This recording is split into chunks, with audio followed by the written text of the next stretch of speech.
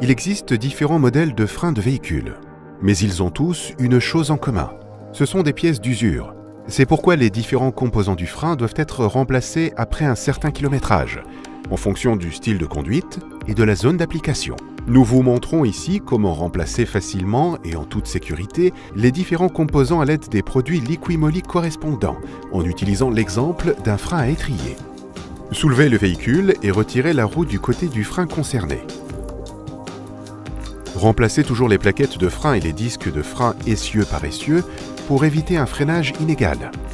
Le cas échéant, retirez l'étrier de retenue de l'étrier de frein et les capuchons anti-poussière des boulons de guidage de l'étrier de frein. Démontez ensuite complètement les boulons de guidage. L'étrier de frein est désormais libre et peut être séparé du support d'étrier de frein et mis de côté. Veillez à ce que l'étrier de frein ne tombe pas pour éviter d'endommager la conduite de frein. Retirez ensuite les plaquettes de frein, puis enlevez le support de l'étrier de frein. Pour retirer le disque de frein, desserrez et retirez la vis de fixation et maintenez le disque de frein en place. Poussez ensuite le piston de frein vers l'arrière. Vaporisez ensuite le support de l'étrier de frein et le moyeu de la roue avec le nettoyant rapide de Liquimoly.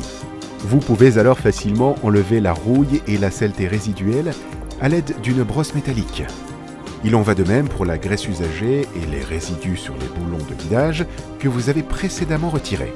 Pulvérisez ensuite une fine couche d'aérosol anti-grincement pour frein sur la bride du moyeu de la roue. Appliquez maintenant la pâte anti-grincement pour frein sur les surfaces de contact des plaquettes de frein et des supports d'étrier de frein. Pour les plaquettes de frein sans cache arrière, toute la surface peut être traitée avec la pâte anti-grincement pour frein. Les grincements agaçants ne seront bientôt que de mauvais souvenirs.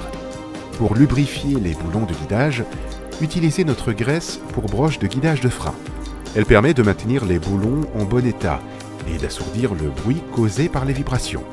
Après avoir retiré et nettoyé toutes les anciennes pièces ou lubrifié les nouvelles, remontez les pièces dans l'ordre inverse.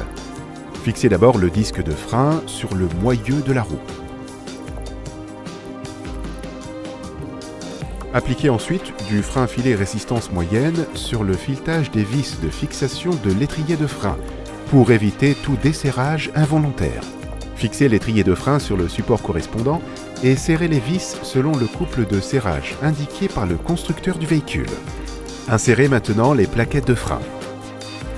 Faites attention aux éventuelles différences au niveau des plaquettes de frein. Glissez ensuite l'étrier de frein sur le disque de frein.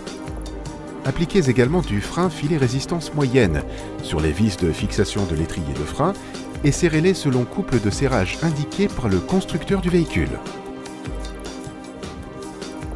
Pour terminer, fixez l'étrier de retenue de l'étrier de frein.